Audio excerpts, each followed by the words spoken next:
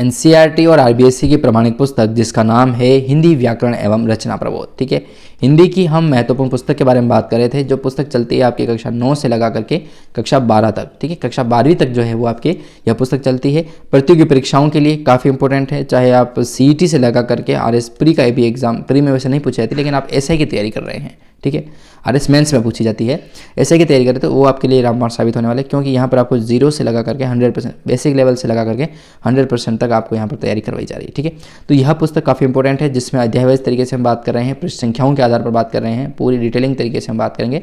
हाँ, ये पीडीएफ हमने पूरी की पूरी बनाई है दोस्तों, और पीडीएफ वो मिलेगी हमारे ऐप पर, जिसका लिंक आपको जो है डिस्क्रिप्शन में दिया गया है। ऐप पर जाएंगे, नोट्स का एक फोल्डर बना रखा है, ई नोट्स करके हमने एक फोल्डर बना रखा है। उस नोट्स वाले फोल्डर में आपको ये पीडीएफ जो है वो कक्षा 9 से कक्षा 12 की हिंदी व्याकरण रचना प्रबोध करके एक पुस्तक है, वो दिख जाएगी वहाँ पर। उस पुस्तक को आप डाउनलोड करें और अच्छे तरीके से पढ़ने का प्रयास करें। ठीक है, तो चलिए पहला अध्याय चल रहा है जिसका नाम है भाषा व्याकरण एवं लिपि का परिचय। ठीक है, भाषा व्याकरण एवं लिपि का जो परिचय है उसके बारे में बात कर रहे थे, जो पेज संख्या 1 से 4 नंबर के लिए होने वाली है। तो चलिए बढ़ते हैं आगे की ओर, पढ़ने का प्रयास करते हैं। जो क्वेश्चंस जो डिटेलिंग हमने नहीं पढ़ी थी वो आज हम पढ़ने का प्रयास करते हैं। ठीक है, पहला अध्याय है भाषा व्याकरण एवं लिपि का परिचय। ठीक है, इसके अंदर हमने कुछ बात की थी, इससे पहले कुछ समझा था कि भाषा के भेद क्या होते हैं, वो चलिए थोड़ा रिवीजन कर लेते हैं। भाषा के भेद हमने बात की थी, भाषा के 2 भेद हैं, एक तो मौखिक भाषा का और एक लिखित भाषा। ठीक है, भाषा के भेद जो हैं प्रमुख रूप से मौखिक भाषा और लिखित भाषा के रूप में जाने जाते हैं। ठीक है, अगला प्रश्न भाषा और बोली से संबंधित था कि भाषा क्या होती है और बोली क्या होती है। तो सबसे एक सटीक आंसर बताया था गुजराती भाषा का। गुजराती जो बोली है किसी क्षेत्र विशेष की बोली जाती है जिसके कोई व्याकरण निश्चित नहीं होती है, वो बोली का रूप होती है। ठीक है, जो स्थानीय भाषा में होती है, जैसे कि राजस्थान में यदि डूंगरपुर बांसवाड़ा की यदि बात करें तो वो क्षेत्रीय बोली है डूंगरपुर बांसवाड़ा की, जिसको कहा जाता है वागड़, जो काफ़ी गुजरात से संबंधित है। गुजरात का सीमा लगती है, इसलिए यहाँ पर गुजरात का प्रभाव देखने को मिलता है गुजराती भाषा का। ठीक है, तो गुजराती का तो ये बोली है। फिर उसके बाद बात की थी भाषा और बोली के रूप में, जो एक सीमित क्षेत्र में बोली जाती है उसको स्थानीय रूप में बोली का रूप कहा जाता है। ठीक है, यहाँ की एक कहावत थी कि कोस कोस पर पानी बदले 5 कोस पर वाणी, मतलब कोस कोस पर पानी का स्वाद जो है वो चेंज होता है, उसी प्रकार भाषा का जो बोली का जो रूप है वो भी चेंज होता है 5 कोस पर। ठीक है, ये कहावत थी, 5-7 कोस मील पर जो है बोली का प्रभाव डिफरेंट देखने को मिलता है। सीमित, अविकसित तथा उप बोलचाल में जो रूप में ली जाती है उसको बोली कहते हैं, जिसकी कोई भी एक साहित्य रचना नहीं होती है, जिसका अपने आप में एक व्याकरण नहीं होता है। लेकिन जब कोई बोली भाषा का रूप लेती है तो उसकी प्रमुख विशेषता क्या होती है, तो वो होती है साहित्य लिखा जाता है उसके अंदर और वह भाषा बनने लगती है, जिसकी एक व्याकरण निश्चित होने लगती है और उसके बाद जाकर के वो भाषा का रूप ले लेती है। आज हम बात करेंगे हिंदी की बोलियों के बारे में कि हिंदी की कौन कौन सी बोलियाँ हैं और पूर्वी क्षेत्र में कौन सी बोली बोली जाती है, पश्चिम में, पूरी डिटेलिंग पूरे भारत के संदर्भ में बात करेंगे। हिंदी की बोलियाँ। हिंदी केवल खड़ी बोली, जिसको मानक भाषा कहा जाता है, का ही एक विकसित रूप नहीं है, बल्कि इसमें अन्य बोलियां जो है वो भी समाहित होती है, जिसमें खड़ी बोली भी शामिल होती है। वो निम्न प्रकार किस प्रकार होने वाली है उसके बारे में बात करते हैं। पहला आएगा पूर्वी हिंदी, जिसमें अवधी, बघेली तथा छत्तीसगढ़ी शामिल है।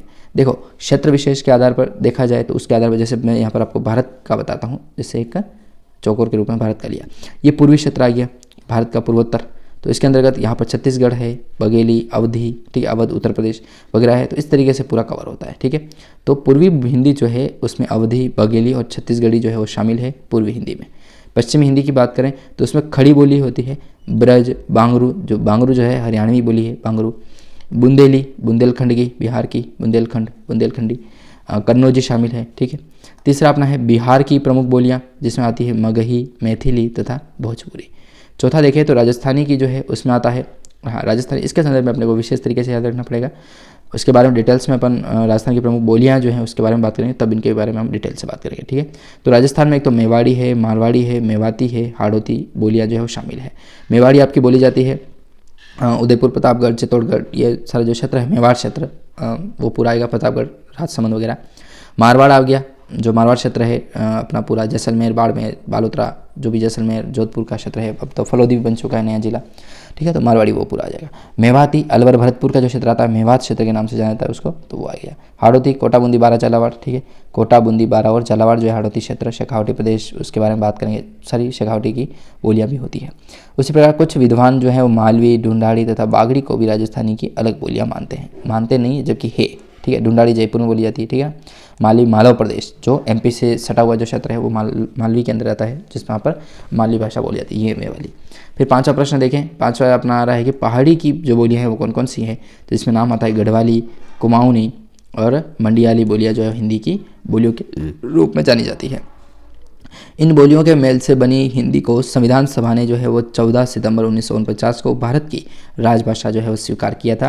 विभिन्न बोलियों के मेल से बनी हिंदी की भाषाई विविधता के कारण ही हिंदी के क्षेत्रीय उच्चारण में विविधता पाई जाती है, ठीक है। ये चीज़ आपको याद रखनी पड़ेगी, ठीक है। यहाँ से प्रश्न बन सकता है कि भारत सरकार के द्वारा जो है वो राजभाषा कब स्वीकार किया गया था हिंदी को, तो वो किया गया था 14 सितंबर 1949 को, ठीक है। 1949 को जो है वो 14 सितंबर को राजभाषा के रूप में स्वीकार किया था भारत सरकार ने, ठीक है।